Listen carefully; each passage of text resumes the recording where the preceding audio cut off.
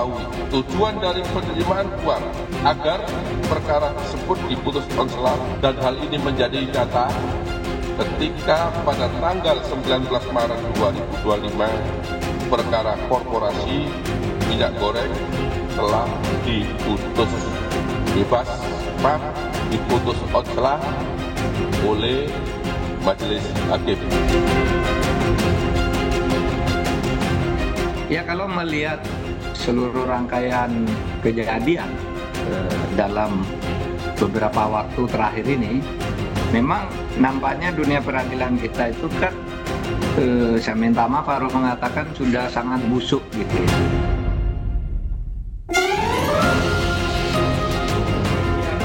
Ini merupakan satu kesalahan yang betulnya tersistem ya, artinya memang berjalan seperti ini. Jadi ini memang bagian dari bagaimana peradilan kita sudah demikian degradasi ya, atau mundur, atau dapat dikatakan tidak lagi mencerminkan tujuan dari keadilan yang dituntut di pengadilan.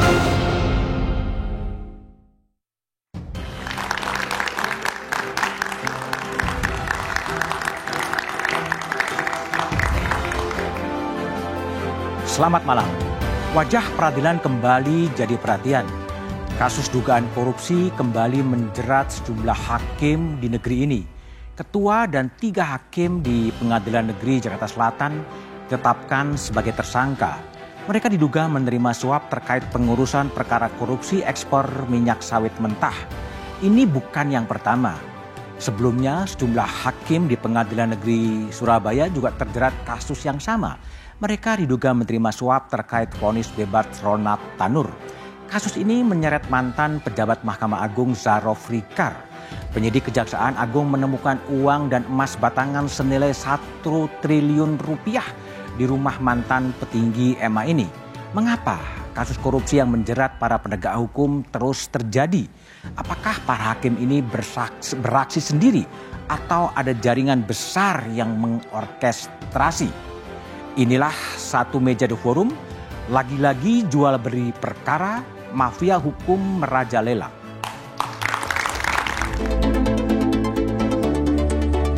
Kasus ini bermula saat Kejaksaan Agung menetapkan 4 tersangka kasus dugaan suap terkait putusan lepas perkara korupsi pemberian fasilitas ekspor minyak kelapa sawit mentah di Pengadilan Negeri Jakarta Pusat.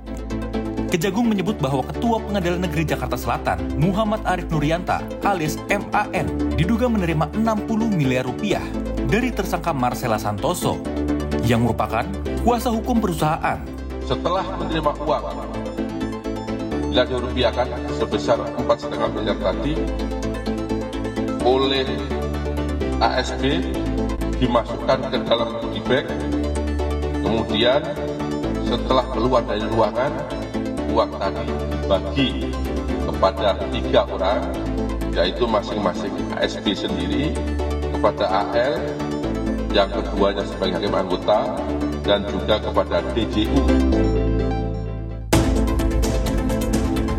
Mantan Menko Polhukam, Mahfud MD, ikut angkat bicara terkait kasus ini. Mahfud menilai kasus yang menjerat Ketua PN Jakarta Selatan ini menciderai kepercayaan publik dan wajar jika ada pertanyaan besar terkait integritas para hakim.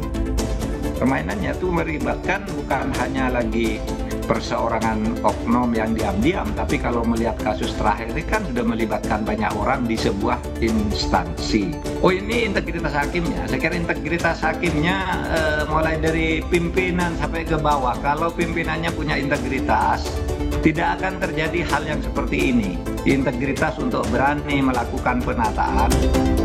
Pakar hukum tindak pidana pencucian uang Yenti Garnasih menyebut Kejaksaan Agung harus menegaskan bahwa ada tindak pidana pencucian uang dari kasus suap para hakim.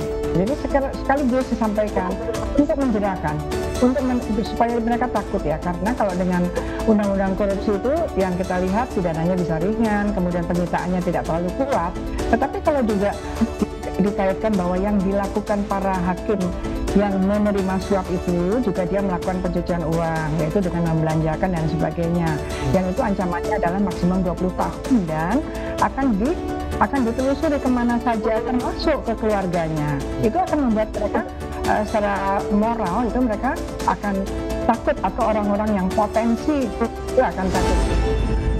Sebelumnya, kasus jual beli kasus yang juga jadi sorotan adalah kasus Ronald Tanur yang sempat divonis bebas dalam kasus penganiayaan yang menewaskan kekasihnya, Dini Sera Afrianti, pada Juli 2024. Dalam sidang di Pengadilan Negeri Surabaya, 3 hakim menyatakan bahwa Ronald Tanur tidak terbukti secara sah dan meyakinkan melakukan kejahatan.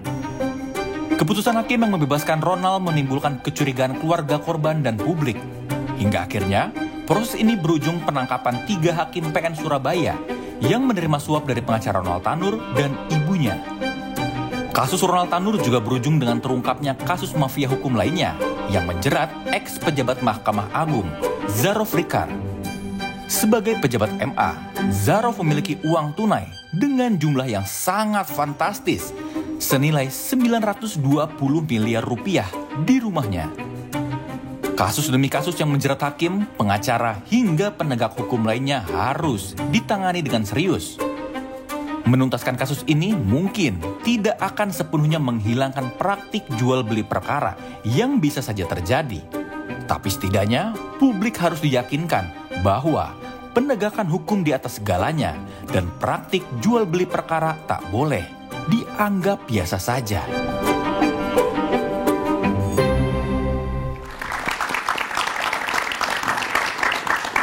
Lagi-lagi jual beli perkara mafia hukum merajalela adalah tema Satu Meja The Forum malam ini. Telah hadir di studio Kepala Pusat Penerangan Hukum Kejaksaan Agung, Bang Harli Siregar. Malam, Bang Harli. Di sebelah kanan saya ada anggota Komisi Yudisial Binsyad Gaddafi. Malam, Davi. Lalu ada praktisi hukum Saur Siagian, Marang, Lan Saur. Dan ada Guru Besar Hukum Pidana Universitas Indonesia, Profesor Hakris Tuti Hakrisnowo. Ya, malam Mbak Tuti, melalui sambungan Zoom sudah ada anggota Komisi 3 DPR dari fraksi Partai Demokrat, Hinca Panjaitan. Malam, Bang Hinca. Selamat malam, Mas Budiman. Selamat malam, teman-teman semua. Oke, baik, Bang Hinca. Saya ke Pak Harli dulu. Pak Harli, bisa diupdate perkembangan kasus 4 hakim di Pengadilan Negeri Jakarta sampai sekarang seperti apa? Baik, Mas Budiman. Jadi dapat kami sampaikan bahwa saat ini sudah ada 17 orang saksi yang sudah diperiksa. Oke. Dan dari 17 ini 8 orang sudah ditetapkan sebagai tersangka. 8 orang? 8 orang. Jadi yang pertama ada 4, kemudian 3, kemudian 1. Oke. Kemarin. Nah, itu yang pertama. Yang kedua, bahwa sekarang penyidik sedang fokus bagaimana melihat supaya peristiwa ini lebih terang dari peran masing-masing tersangka ini. Nah, jadi masih seputaran karena tersangka juga bisa diperiksa sebagai saksi. Ya. Kan? Nah, jadi saksi yang 17 ini terus digali untuk apa? Untuk mendudukkan pada porsi yang sebenarnya. Oke. Nah, yang ketiga bahwa tentu ke depan penyidik juga sedang membuat rencana operasi ke depan. Rencana operasi untuk? Ya, operasi penyidikan. Oke. Ya, dalam arti melakukan pemanggilan terhadap para saksi dan pihak-pihak mana saja yang dianggap bisa membuat lebih terang dari tindak pidana ini. Oke. Ada yang mengkaitkan kasus Selatan ini dengan kasus di Surabaya. Apa sebenarnya kaitannya? Jadi begini, Mas Budiman. Kami kan menangani perkara terkait dengan perkara di Surabaya. Oke, kasus Ronald Tanur ya? Ya, Ronald Tanur, ZR, ya, dan lain-lain. Nah, kami juga kan melakukan upaya-upaya penggeledahan dan penyitaan sebagai bagian dari penyidikan. Ya. Nah, dalam upaya penggeledahan dan penyitaan itu kita juga menemukan berbagai barang bukti, termasuk barang bukti elektronik. Barang bukti elektronik? Barang bukti elektronik. Dalam kasus Surabaya? Dalam kasus Surabaya, kasus ZR. Zarof Rikar. Ya. Okay. Nah, dari salah satu barang bukti elektronik, ya, kita menemukan bahwa ada informasi, ada catatan terkait dengan penanganan perkara yang dikaitkan dengan MS. MS itu dalam kasus yang di Pengadilan di Jakarta Selatan? Yang sekarang? Ya, yang sekarang. Ya. Okay. Nah kemudian, bagi kami selaku investigator tentu kan melakukan kajian terhadap ini. Apa sih peran MS ini? Seperti apa dia? MS ini advokat ya, Merisa ya? Ya, okay. Nah profilnya seperti apa dalam kaitan ini. Nah tanggal 19 Maret ya 2025 ada putusan onslah. Ada putusan olah, oke. Setelah terkait dengan tindak pidana korporasi sebagai terdakwa. Udah? Nah, ini juga kita analisis. Kenapa harus onslah? Nah, tentu setelah kita analisis, ada kaitan MS di situ. Oke. Nah, lalu posisi MS di onslah dengan yang kita temukan di barang bukti itu menjadi ada klub, lalu penyidik melakukan upaya penggeledahan di tempat. Penggeledahan di tempatnya MS itu, MS. Melisa. Ya. Oke, terus di situ? Di situ ditemukan catatan terkait bagaimana supaya perkara ini bisa onslah. Oke. Yang terkait dengan korporasi. Dan kemudian terbukti onslah. Ya onslah. Oke. Karena kan tanggal 19 itu sudah ada putusan. Sudah ada onslah. putusan. Iya. Nah, dari situlah maka penyidik berkeyakinan bahwa MS ini termasuk aktor dari peristiwa ini. Oke. Karena ada catatan-catatan terkait bagaimana ini supaya onslah. Nah, lalu inilah yang dikembangkan sampai pada hari ini 8 tersangka itu ditetapkan. 8 tersangka itu 4 hakim. 4 hakim, Oke. 2 advokat, 1 panitra, 1 panitra, dan 1 legal korporasi. legal korporat. Ya. Nah, dari temuan 60 miliar yang disebut-sebut, ini uang dari siapa? Nah, jadi Mas Budiman, itulah sekarang yang juga sedang didalami, dikaji oleh penyidik. Nah, sampai pada penetapan tersangka kemarin, karena dia dari legal corporate, menyatakan bahwa, nah, itu dari yang bersangkutan. Yang bersangkutan itu dari legal corporate, Yang MSY. MS itu. Ya, karena kan kalau kita runut MSY, kemudian ada AR, kemudian ada MS, kemudian ada WG, kemudian ada MAN, baru kepada majelis. Nah, seperti itu dia rangkaiannya kan. Yang paling atas di MS itu. Ya, artinya AR ketika berkolaborasi, bekerja sama dengan WG, tentu pertanyaannya dari mana uangnya. Nah, WG ini Wahyu Gunawan. ya, panitra. Panitra di Pengadilan Negeri Jakarta Utara. Jakarta Utara. Nah, jadi setelah mereka berkolaborasi, ya tentu ada sumbernya bukan dari AR, karena AR ini kan advokat. Nah, MSY sekarang. Nah, terkait dengan pertanyaan Mas Budiman, itulah yang oleh penyidik akan dikaji MSY ini dari mana? MSY itu adalah legal corporate ya? Corporate. Dari mana sumber? Sampai sekarang berhenti di situ ya? Ya, sampai sekarang masih berhenti di Oke, situ. kalau mobil-mobil Ferrari dan lain sebagainya itu mobil siapa? Kita sita dari AR. AR itu advokat? Ya, yang temannya MS. Temannya MS itu? Ya. Dan itu apa kaitannya dengan perkara ini sebetulnya? Nah, jadi begini, Mas.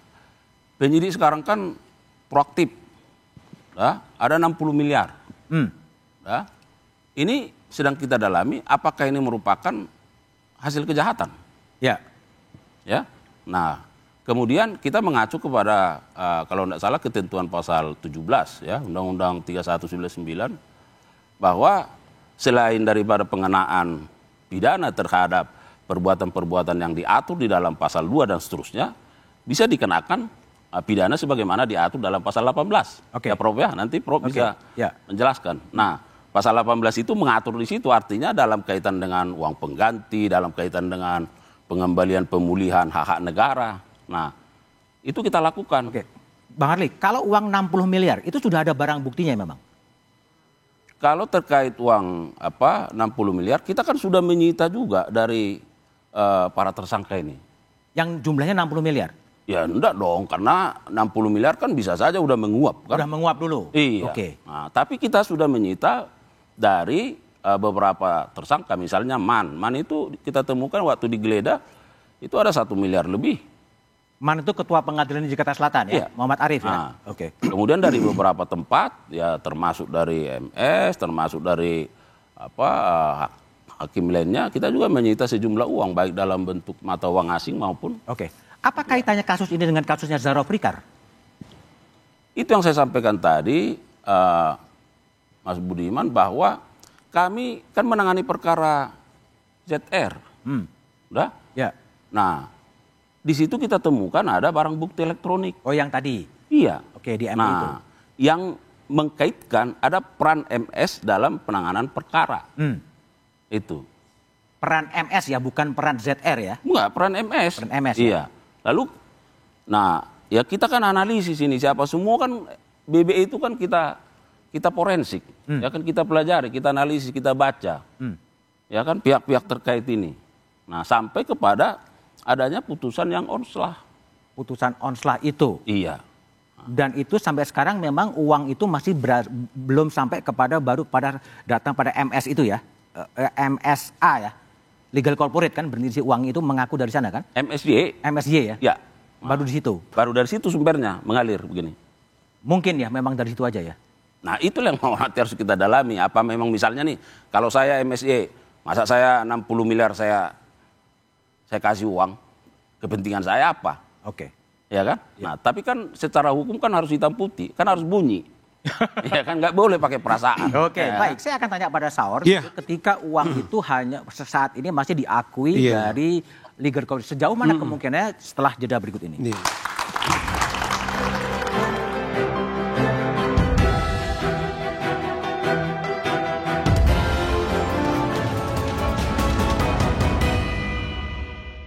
Karena saya melihat Kejaksaan Agung sendiri pada tahap tertentu tidak berani lanjut ya.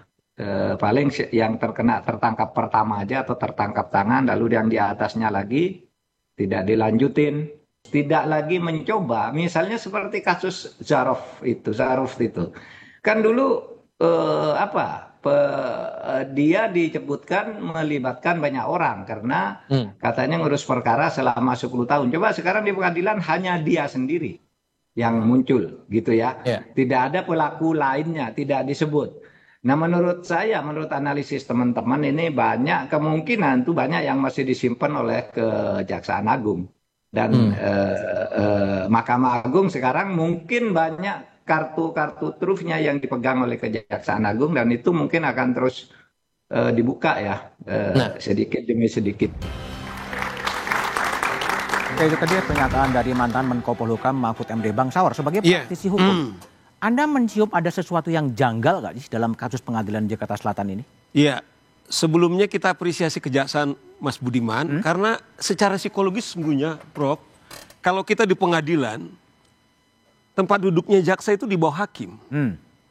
Biasanya ya prosesi untuk masuk pengadilan itu kepada hadirin yang mulia berdiri. Akan masuk, silakan berdiri termasuk jaksa. Nah, kali ini mereka menangkap jaksa, Prof. Gitu. Menangkap hakim. Maksud saya, kenapa saya penting untuk kita mulai dari sana, Mas Budiman? Karena saya terus terang, di samping kejaksaan yang sangat luar biasa, juga media, wartawan. Dugaan saya, mungkin Pak Hari pasti bisa jawab. Teman mereka berjuang untuk mengungkap ini adalah media. Dugaan saya, karena kemarin saya live dari sana, kenapa dibuat display supaya akses daripada media bisa mencari informasi. Nah yang kedua Mas Budiman, pertanyaan Mas Budiman, pasti tadi teman-teman kaya sudah membuktikan ternyata dua pengacara yang kita dengar-dengar ini tidak ada di putusan. Tidak ada di putusan. Jadi resmi. Judulnya Mas Budiman ini adalah mafia hukum jual beli, ini sudah terkonfirmasi. Oleh karena itu Pak Harli, ini katakanlah kami awam. Mewahnya kami ini hanya mengomentari dari awam, Pak. Nggak ada mungkin ceritanya ada 60 miliar dari seorang corporate lawyer, nothing. Itu bullshit lah. Nah problemnya di kita seperti dikatakan oleh Prof. Mahfud, kadang-kadang kalau sudah mengarah kepada oligarki, kita tumpul. Nah kita terus terang Pak Harli, bukan kita pesimis nih Pak. Tapi kita sudah apresiasi. Saya bisa pastikan lalu saya sebagai advokat, tidak akan mungkin di corporate lawyer tuh. Karena apa? Pertarungan saya hitung-hitung.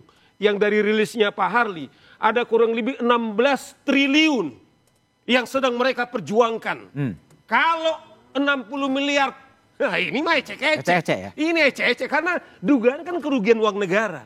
Nah oleh karena ini kita dorong apresiasi Kompas dengan membuat tema ini sebagai Gus. Ada harapan di publik, ini harus tuntas kita tungkapkan. Kalau tidak saya bilang, ini akan makin ke jurang. Bukan saja Mas Budiman terus terang aja. Kadang-kadang kan seperti itu. Kadang-kadang bukan saja dunia, katakanlah hakim jaksa. Kami juga terancam. Kadang-kadang begini. Dalam praktek Mas Budiman, kadang-kadang ada seorang klien. Saya tidak menuduh bahwa 3 korporasi hebat ini adalah penjahat. tetapi ini juga korban karena sistem peradilan kita yang sangat rusak. Busuk, ketika orang atau busuk, ketika kemudian orang bermasalah, kemudian dia mencari untuk bagaimana memenangkan perkara. Bukan siapa yang jago untuk membahas ini. Apakah ahlinya Prof. Hastuti yang kita ajak, teman-teman Buniman sebagai jurnalis yang juga banyak lawyer yang hebat. Bukan itu yang dicari. Tapi dua nama yang tadi disebut tidak ada di surat kuasa atau di putusan, tapi orang lain. Itu biasa kan? Biasa. Ya kita bilang, kalau kita bilang ya itulah sekarang mafia-mafia hukum yang terjadi. Yang tadi Mas Budiman ada 1 triliun uang di pejabat. Ini salah satu geng tersendiri. Nah, saya mengatakan gini Mas Budiman. Tolong dibantu Prof. Kejahatan yang dilakukan oleh hakim ini menurut saya nggak bisa lagi dikategorikan kejahatan di atas itu. Kenapa? Alasan saya, jual beli itu dimulai atau terlibat adalah pimpinan pengadilan. Pimpinan pengadilan di mana? Di selatan? Di Jakarta Pusat. Waktu itu wakil ketua. Oke. Ya kan? Kemudian yang menangani ini adalah kasus-kasus yang juga menangani korupsi. Prof biasanya Prof tahu karena dia selektif. Hakim yang dipercayakan menangani korupsi Mas Budiman biasanya dari segi integritas itu diharapkan. Ya, Pak KY itu adalah lebih baik. Nah inilah sekarang bermain. Maksud saya Mas Budiman. Ketiga pembagian uang yang tadi rilisnya Pak Kapuspen itu dibagi di bank. Ya toh? Kan bayangan saya begini Prof. Nanti kalau ketahuan nanti di sana gimana ya? Nggak ada lagi seperti itu. Ya, tenang aja lah ya. Dugaan saya Mas Budiman, karena kemungkinan semua sudah bermain, minta maaf ini. Saya kembali bukan sujon. Karena sudah bermain, toh juga yang lain bermain. Ya toh? Yang teriak yang nggak kebagian itu. Nggak kebagian, kedua terkonfirmasi dari yang bermasalah cacat dipromosikan ketua pengadilan. Artinya bukan tidak mungkin juga ini bermain mafia. Oke, saya ke Bang Hinca dulu. Bang Hinca, jadi gimana Anda lihat sebagai Komisi 3 DPR yang membidangi hukum ini?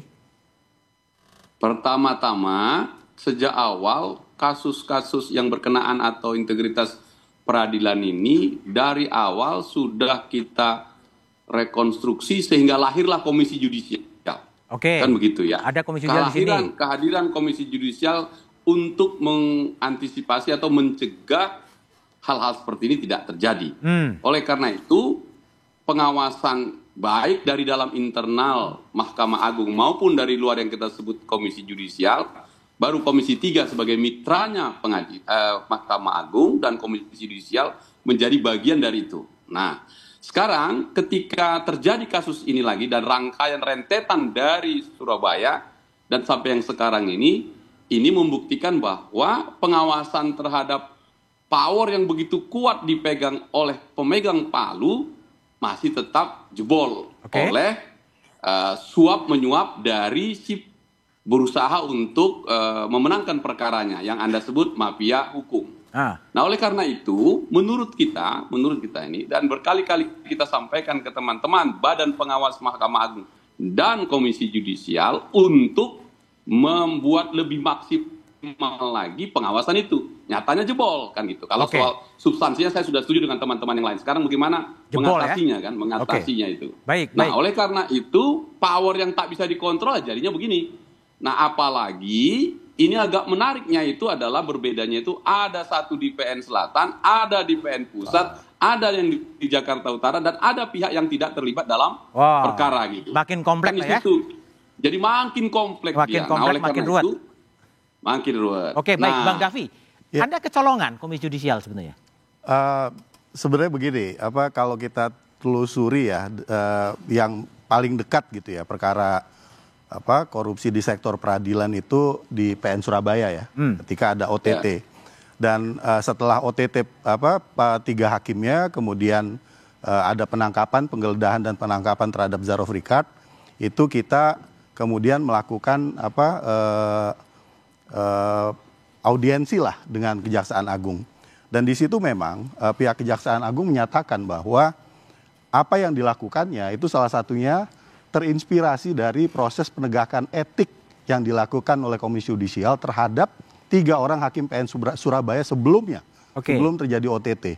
Jadi bahwa di balik suatu penanganan perkara itu bisa jadi ada penyimpangan-penyimpangan, kerancuan-kerancuan gitu ya, berbagai anomali yang kemudian apabila ditelusuri oleh lembaga penegak hukum itu mungkin akan terkuak dan terbongkar. Anda mau mengatakan tidak ada kecolongan gitu ya sebenarnya? Sebenarnya kami terus merekomendasikan menganjurkan, menghimbau kepada lembaga penegak hukum, tidak hanya Kejaksaan Agung tetapi juga KPK untuk fokus pada judicial corruption, Mas. Karena memang seperti yang saya sudah sampaikan di forum-forum yang lain begitu ya. Ini ada modus ya yang dijalankan oleh para mafia di judicial corruption ini yang membuatnya memang sulit untuk diungkap.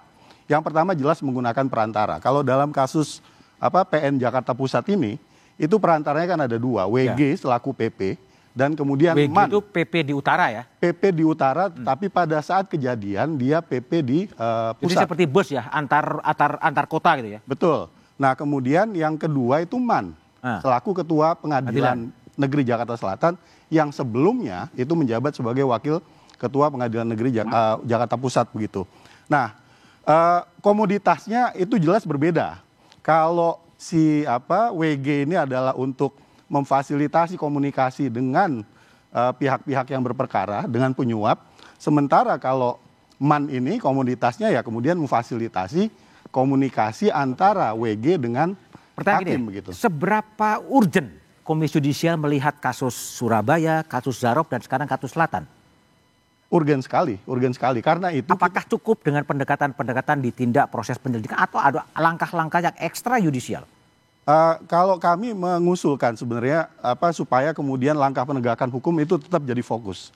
Ini perlu detoksifikasi. Dengan cara apa? Dengan cara ya memasifkan semua kewenangan upaya hukum yang dimiliki oleh lembaga penegak hukum, dalam hari ini Kejaksaan Agung maupun KPK. Baik di penyidikan, penuntutan, termasuk apabila bisa diimbangi dengan pemeriksaan LHKPN dan gratifikasi. Baik. Prof. Tuti, kalau dari sisi akademisi, tadi Prof. Mahfud sempat melihat bahwa ini sudah busuk sebetulnya situasinya. Apa saran Prof. Tuti untuk menyelesaikan kebusukan di lingkungan peradilan ini? Ini memang bukan hanya di lingkungan peradilan ya, tapi di lingkungan aparat penegak hukum kita punya PR yang luar biasa beratnya. Beberapa tahun ini kan kita melihat berbagai kasus-kasus yang melibatkan aparatur penegak hukum. Nah, sehingga buat saya sebenarnya yang utama adalah dari setiap lembaga penegak hukum ini, misalnya dari pengadilan, Mahkamah Agung, mereka harus melakukan tindakan-tindakan yang ekstraordiner.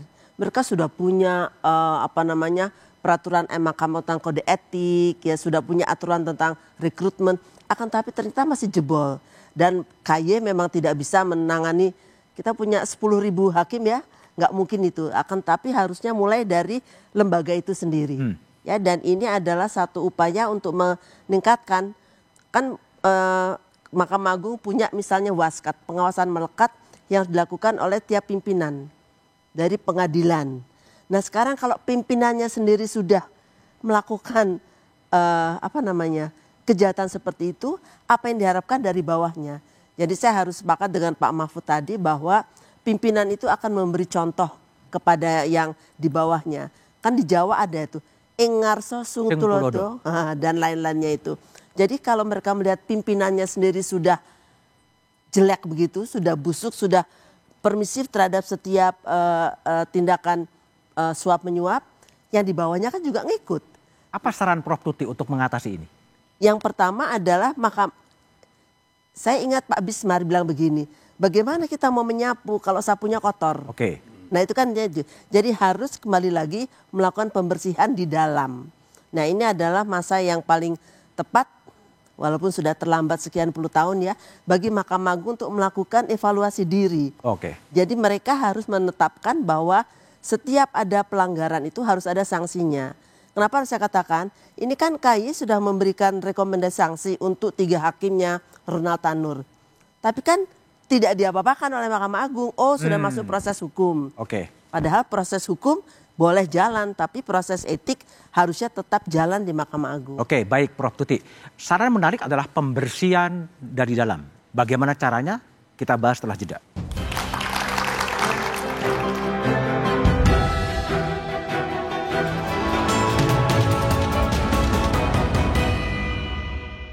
Kita tahu bahwa hakim itu orang yang menegakkan hukum, tapi kalau hakimnya sendiri sudah bermain, ini kepada siapa lagi sih kita harus meminta keadilan dan mempercayai keadilan itu ada atau enggak. Bisa menerima suap kayak gini, dan kalau menurut saya ini jadi lampu merah sih, seharusnya udah jadi lampu merah untuk penegakan hukum di Indonesia, karena memang berarti hakim bisa dibeli gitu, dan ini bukan kali pertama, di beberapa kasus sebelumnya terjadi suap, dan saya cukup miris ya ngelihat penegakan hukum di Indonesia saat ini. Ya, ini sangat prihatin ya, membuat kita semua masyarakat umum itu miris begitu. Karena yang harusnya institusi penegak hukum itu harusnya berpihak kepada kebenaran, tapi ini justru berbalik arah begitu. Kalau menurutku itu hal yang disayangkan, karena bagaimanapun hakim itu sebagai penegak keadilan, dan di kasus ini dia sebagai pelaku kejahatan yang seharusnya itu tidak boleh. Ya, perasaan saya sebagai masyarakat, jujur kami sangat prihatin, kecewa, karena peristiwa yang melibatkan aparat penegak hukum ini sudah paling sering sekali terjadi. Hampir setiap tahun itu terjadi di negara ini.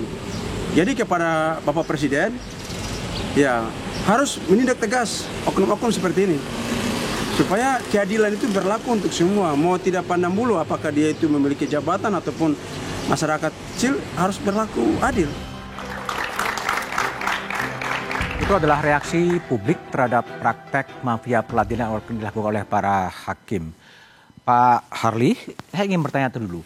Uang 1 triliun yang ditemukan di rumah Syarif Rikar, sekarang itu statusnya gimana ya?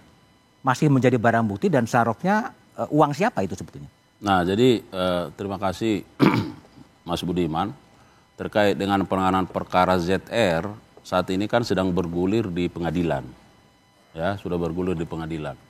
Nah, bahwa ketika penyidik melakukan investigasi terhadap keberadaan uang 920 miliar ditambah 51 kilogram emas, ya.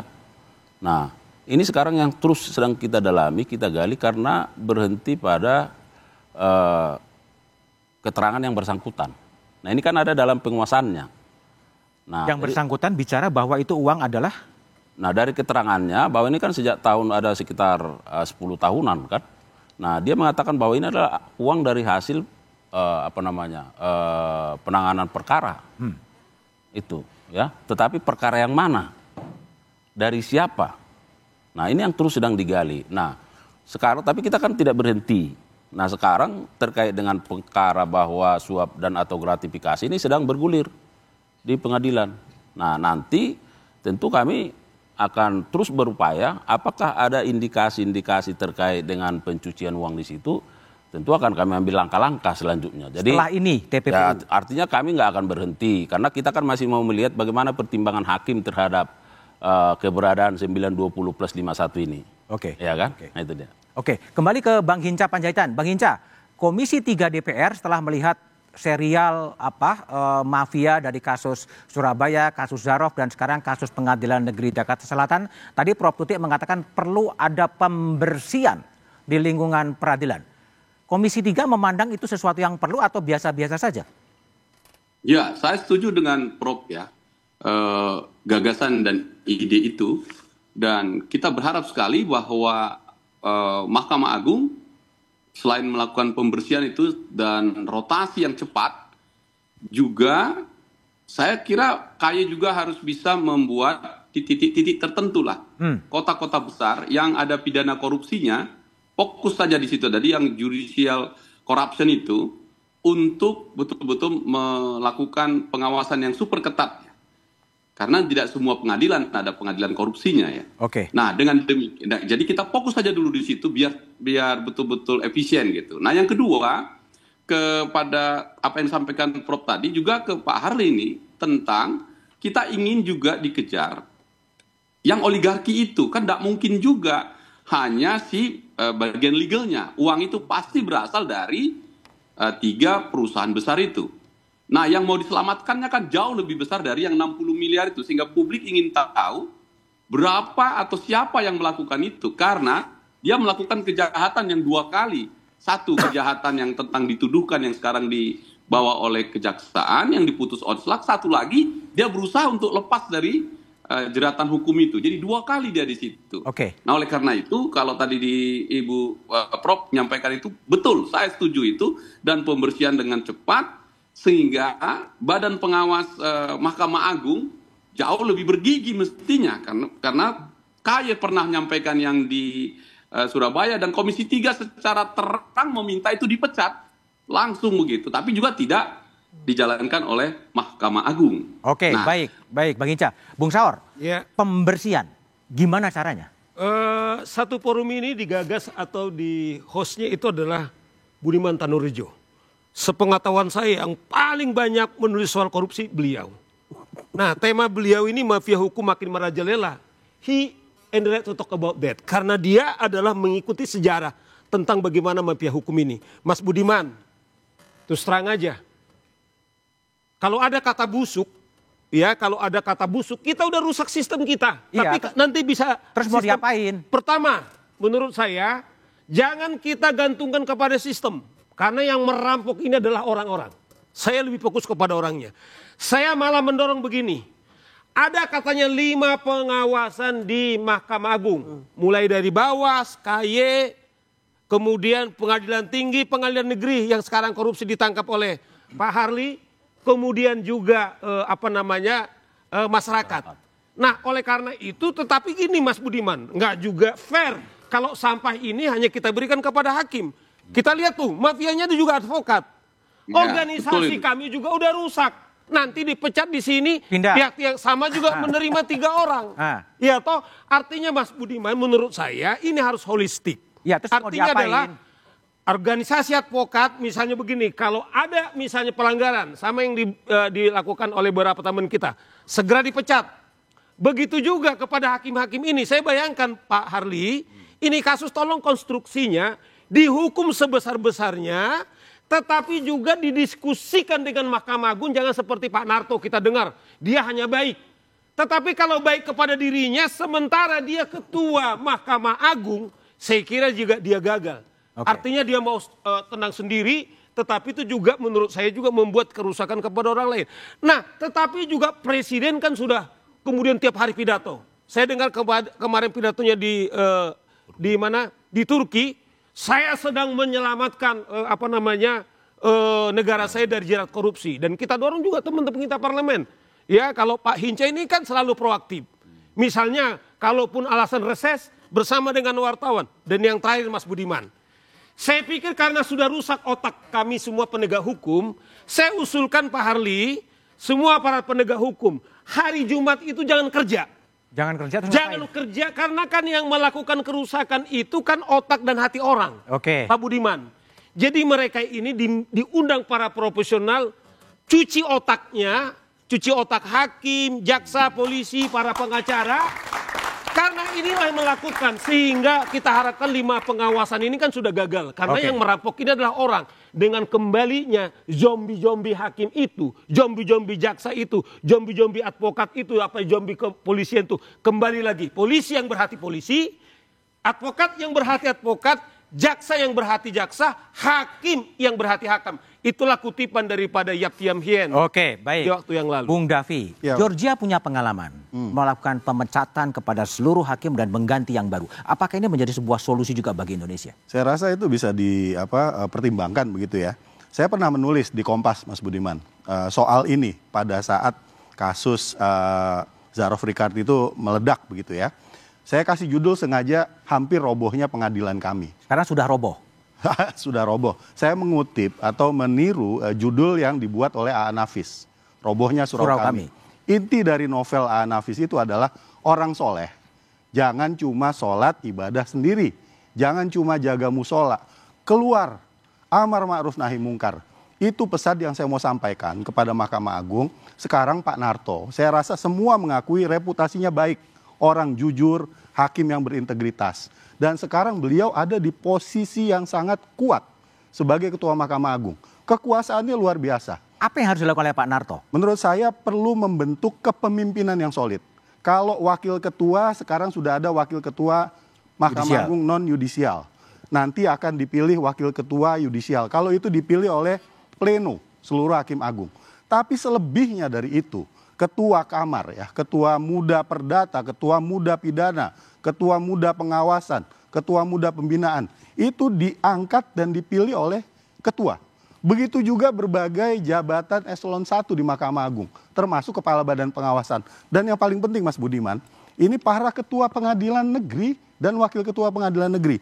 Ini saya jujur saja, kami di KAI mengecam kasus ini. Kenapa? Ya dikecam terjadi lagi tapi. Betul. Pertama karena memang ini terjadi sesudah ontran-ontran ya akibat kasus di Surabaya dan kasus Darufrikat. Kemudian yang kedua ini terjadi di pengadilan tipikor yang semua hakimnya tersertifikasi korupsi. Dan kemudian ada hakim ad hoc juga di sana. Dan yang ketiga, ini terjadi di pengadilan kelas 1A khusus. Dalam artian di Jakarta, di mana salah satu tersangkanya itu adalah role model dari reformasi birokrasi gitu ya.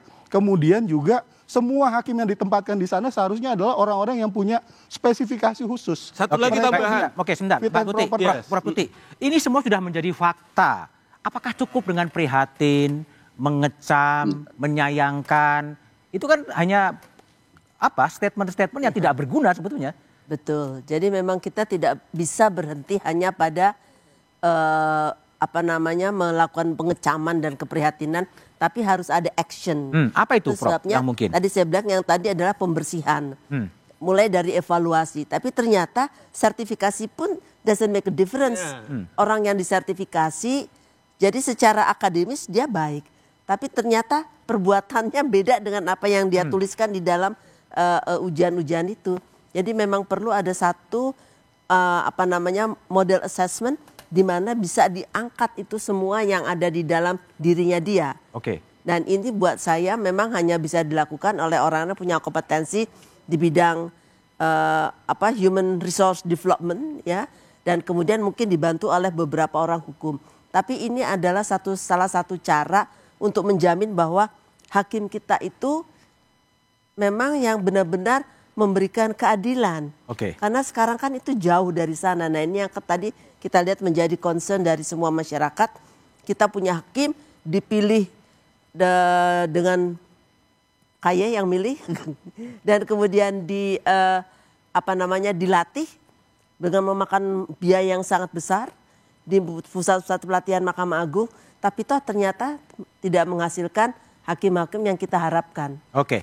Lalu bagaimana kemudian menyelesaikan dan memberikan sesuatu yang lebih indah dari kebusukan yang terjadi di lembaga peradilan? Kita jawab setelah jeda berikut ini.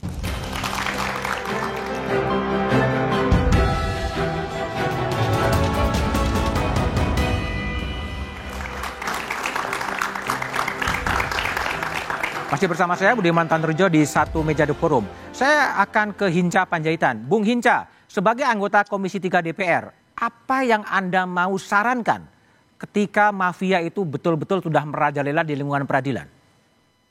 Saya meminta Presiden, sebagaimana juga setelah disampaikan berkali-kali oleh beliau, untuk mengambil langkah tegas, sama tegasnya ketika organisasi hakim meminta lewat Komisi 3 kenaikan gajinya.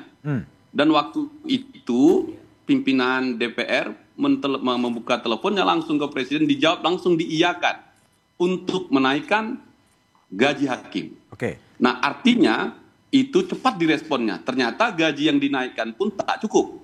Maka karena ini juga bagian dari asta-citanya, saya mengusulkan akan minta Presiden untuk mengeluarkan sebuah keputusan darurat dan memerintahkan atau bicara dengan lembaga peradilan untuk khususnya di pengadilan tingkat yang mengadili korupsi mengambil sebuah keputusan yang keras ya atau ketat begitu, kalau menggunakan istilah Prof tadi membersihkan untuk membersihkan hakim-hakim yang menangani perkara kaitan ini. Lebih bagus kita menyiapkan yang baru, yang fresh, yang lebih muda, dan tentu KAI harus punya tanggung jawab tinggi di situ, paling tidak di pengadilan-pengadilan yang menangani pengadilan tindak pidana korupsi. Baik Bang Hinca. Bung Davi, tadi ada pembersihan. Kalau Anda lihatnya gimana? Iya, pembersihan harus dilakukan mutlak. Gimana caranya? Ketua MA sekarang, Pak Narto, pimpin tim. gitu ya. Pilih hakim-hakim yang bersih, yang mungkin sekarang tidak dapat akses ke tempat-tempat strategis untuk diberi tanggung jawab yang lebih besar. Kemudian pecat semua pejabat-pejabat di lingkungan peradilan yang perilakunya ngawur, yang pikirannya ngawur, yang kekayaannya itu tidak wajar, gaya hidupnya tidak wajar, kemudian mungkin terlibat dengan network hitam yang selama ini sebenarnya sudah cukup terungkap. Kaya juga beberapa kali kasih masukan network hitam semacam apa. Kemudian Pak Narto selaku Ketua MA perlu memimpin hakim-hakim bersih, termasuk hakim-hakim muda yang ada di daerah, termasuk mereka nih, solidaritas hakim yang kemarin bergerak dan mereka sudah mengeluarkan pernyataan sikap untuk melakukan pelaporan ya, karena mereka penciumannya itu paling tajam, Mas. Mereka ada di tengah pusaran penanganan perkara. Mereka tahu perilaku dari koleganya yang hitam, yang buruk itu mereka tahu. Minta mereka laporkan sebisa mungkin, kasih bukti, dan KAY siap untuk menampung, untuk menindaklanjutinya dengan langkah-langkah penegakan etik, termasuk berkoordinasi dengan penegak hukum. Bung Saur, ini advokatnya sama rusaknya juga. Betul. Jadi melalui kesempatan ini, hei aparat penegak hukum, para advokat, para polisi, para jaksa dan hakim. Mungkin kau tidak peduli kepada negaramu, nggak apa-apa. Tapi ingat, ketika kau melakukan perusakan hukum dan kamu bawa itu ke rumah, kamu bawa itu hasil kejahatan ke rumah, kau sedang memberikan racun dan kemudian mengkhianati keluargamu. Oleh karena itu, kalau kau sayang kepada keluarga, nggak usah negara. Stop itu. Karena apa? Karena Tuhan sudah memberikan rezeki kita yang halal. Itulah yang pantas menjadi sehat keluarga kita. Baik. Prof. Tuti, gimana saran Anda sebagai akademisi untuk mengatasi ini? Saya pikir harus ada tindakan yang luar biasa ya. Memang tadi kita berharap bahwa Ketua Mahkamah Agung dan Presiden, kalau para hakim bisa dalam waktu 2 menit diberikan kenaikan gaji setelah itu Presiden, mengapa masalah ini tidak bisa diselesaikan oleh Presiden? Jadi harus ada tindakan-tindakan yang konkret dan keras dari Presiden, kalau perlu bikin perpu ya. Karena kalau dengan kepres saya kira tidak bisa menjangkau hanya ke Mahkamah Agung, kan lembaga yudikatif. Yang dibicarakan bersama-sama Ketua Mahkamah Agung. Karena Perpu isinya apa, Prof? Kira-kira? Perpunya tentang pembersihan, evaluasi diri dan penanganan pelanggaran-pelanggaran yang sekarang ini nampaknya tidak terlampau optimal dilakukan. Ya, karena Mahkamah Agung sendiri setelah ada rekomendasi pun banyak berdiam diri. Nah, ini yang harus kita cegah dengan adanya Perpu. Jadi Ketua Mahkamah Agung, nih kita permintaan saya Pak Narto dan Pak Presiden, let's do something untuk memenuhi impian kita mempunyai peradilan yang adil, berintegritas dan juga bersih. Oke, baik. Pak Harley, sebagai Kepala Pusat Penerangan Hukum Kejaksaan Agung, melihat ada kasus Surabaya, kasus Zarof Rikar, dan kemudian kasus di PN Selatan itu, kira-kira saran apa sih yang harus diperbaiki dengan begitu maraknya para mafioso di lingkungan peradilan ini? Jadi baik, saya kira ini sangat menarik. Saya mau sampaikan agak panjang ini karena ada waktu 4 menit. Yang pertama bahwa kami mau menunjukkan ada inkonsistensi dalam proses peradilan. Itu dulu yang pertama. Kenapa? Karena kalau kita flashback ke belakang, ada kelangkaan minyak goreng. Lalu kita sidik, orang-orangnya kita bawa ke pengadilan. Lalu pertanggungjawaban terhadap uang pengganti kerugian keuangan negara tidak dapat diminta. Lalu dikatakan ke korporasi. Sekarang korporasi kita sidik, lalu onslah. Artinya kemana kami mau meminta mengawal kepentingan negara? Satu. Yang kedua, bahwa tentu ini menjadi momen bersih-bersih. Momen bersih-bersih bukan hanya ke Mahkamah Agung, tetapi ke kami. Kejaksaan, kejaksaan, advokat, ya, semuanya. Saya tidak mau menuding orang, tapi ini ke kejaksaan. Ya, karena terus terang bahwa setiap hal yang kami lakukan itu menjadi cerminan bagi kami. Supaya terus berubah ya ke arah yang lebih baik. Yang ketiga, tentu saya sangat setuju bahwa pimpinan unit itu harus menjadi contoh teladan.